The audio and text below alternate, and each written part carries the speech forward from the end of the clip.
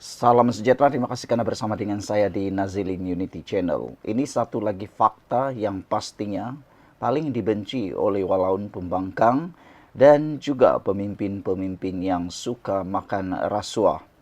Sejak Anwar Ibrahim menjadi Perdana Menteri, beliau telah memulakan pendirian dan juga kuasa beliau dengan menyatakan satu pendirian, menyatakan bahawa beliau akan memerangi segala rasuah, penyalahgunaan kuasa dan juga kebobrokan dalam tata kelola di negara kita. Semua itu telah pun dibuktikan bukan hanya dengan kata-kata dan air liur. Kalau sebelum ini pemimpin-pemimpin terutamanya kerajaan terdahulu hanya seperti batuk di tangga, tidak terlalu serius dalam menjalankan memerangi perang rasuah itu. Anwar Ibrahim kali ini benar-benar melakukannya. Sebelum kita teruskan ulasan ini, jangan lupa tekan butang subscribe dan tekan butang produk bagi mereka yang ada masalah gout, kencing manis, dan tinggi darah. Saya kongsikan dengan Anda produk terbaik yang ada di pasaran sekarang, harganya paling murah dan paling penting sangat berkesan dan telah memberikan ramai orang manfaat dan nikmatnya. Sediakan payung sebelum hujan, nanti supaya raya Anda tak akan ada masalah gout. Kalau ada pun ada persiapan. Jadi beli cepat produk ini. Baik. Kartel-kartel. Sepanjang Malaysia merdeka, muncul pelbagai jenis kartel. Tetapi kesudahan kepada segala kartel-kartel ini nampaknya seperti tiada penghujungnya. Kartel-kartel dilihat seperti lut ataupun kebal terhadap apapun undang-undang. Karena ada beberapa kartel yang didalangi orang-orang tertentu, didalangi ataupun dilindungi oleh orang-orang besar yang berpangkat-pangkat dan ada juga pula yang berpengaruh. Itu sebabnya kartel seakan-akan susah diperangi. Tetapi ketika kerajaan Madani di zaman Madani perpaduan ini, kartel diperangi habis-habisan. Dah berpuluh-puluh tahun kita membincangkan soal ini. Dan sekarang kita ada menteri yang menyatakan cukup, kata Perdana Menteri Anwar Ibrahim.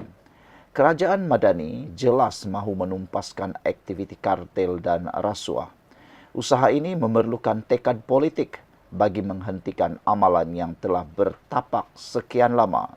Tidak pernah dalam mana-mana kerajaan sebelum ini yang sangat komited untuk memusnahkan aktiviti kartel dan rasuah seperti yang ditunjukkan oleh kerajaan Madani sekarang. Membangun Malaysia Madani.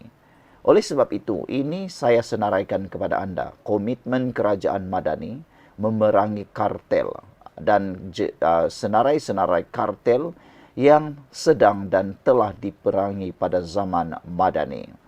Ramai orang yang tak suka dengan benda ini. Tetapi bagi anda yang suka, share video ini supaya semua orang tahu bahawa Anwar bukan sekadar bercakap kosong ataupun kerajaan ini bukan sekadar bercakap kosong, tapi benar-benar mengisytiharkan perang besar-besaran terhadap kartel. Pertama, perang kartel atau kartel yang telah diperangi di zaman Madani ialah kartel perolehan TLDM, yang mana tuntutan palsu kepada 13 buah syarikat pembekal yang menguruskan kerja pembinaan di sebuah kem TLDM melibatkan jumlah nilai melebihi 9 juta ringgit telah ditumpaskan oleh kerajaan Madani.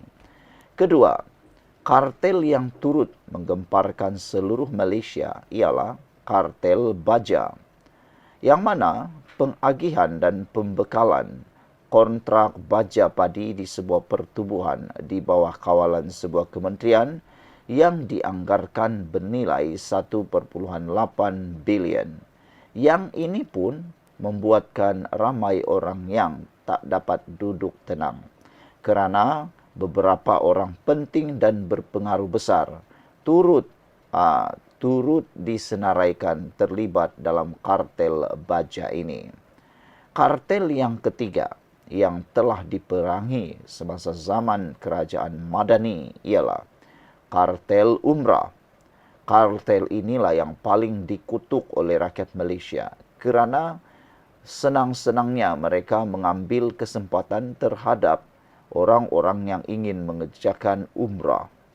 Umrah terlibat dalam perjanjian penetapan harga bagi perkhidmatan perjalanan umrah di Malaysia bermula pada awal tahun 2023. Inilah modus operandi dan kerja kartel umrah.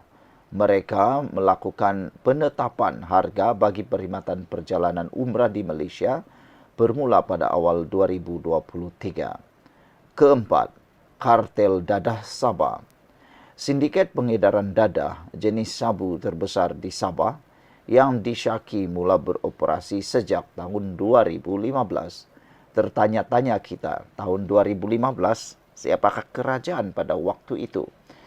Saudara, dengan adanya perang kartel ini, maka kartel dadah di Sabah berjaya ditumpaskan. Kartel yang seterusnya yang diperangi pada zaman kerajaan Madani ialah kartel tuntutan perkeso, yang mana modus operandinya ialah pemalsuan tuntutan hilang upaya Pertubuhan Keselamatan Sosial Perkeso di Pulau Pinang. Yang ini pun memang betul-betul luar biasa. Namun, kerana kecekapan pihak SPRM, PDRM dan pihak-pihak yang terlibat, terutamanya sokongan kerajaan Madani, kartel tuntutan perkeso berjaya ditumpaskan. Dan kartel yang begitu lama bertahun-tahun tak siapapun berani kacau, kartel daging akhirnya diperangi semasa zaman Madani. Kartel daging ini ialah menyeludup daging beku dari China, Ukraine, Brazil dan Argentina sebelum dibungkus semula daging berkenan menggunakan logo halal dan dijual di Malaysia. Kartel yang seterusnya ialah kartel tender. Monopoli sebanyak 345 tender daripada beberapa kementerian dan agensi kerajaan di seluruh negara dan dipercayai beroperasi sejak tahun 2014. Tahun 2014, siapakah Perdana Menteri dan kerajaan pada waktu itu? Itu menjadi persoalan besar. Namun, hari ini kartel tender ini sudah ditumpaskan dan mungkin inilah sebabnya beberapa orang yang sangat berpengaruh mungkin pernah terlibat atau pernah makan duit dalam tender kartel ini mungkin marah dengan kerajaan pimpinan Anwar Ibrahim kerana pendapatan sakau mereka sudah diberhentikan. Syabas kepada kerajaan Madani. Dan yang terakhir, yang paling tular pada waktu ini, terutamanya pada waktu raya atau Ramadan ini, ialah kartel bazar. Kumpulan tertentu menguasai tapak bazar melalui pelbagai taktik kotor, termasuk pengaruh politik, rasuah dan manipulasi sistem penyewaan. Yang ini memang paling dikutuk. Saudara, itulah dia komitmen kerajaan Madani memerangi kartel pada zaman Madani ini. Berjaya, iya. Sekian untuk kali ini. Jangan lupa tinggalkan komen Anda.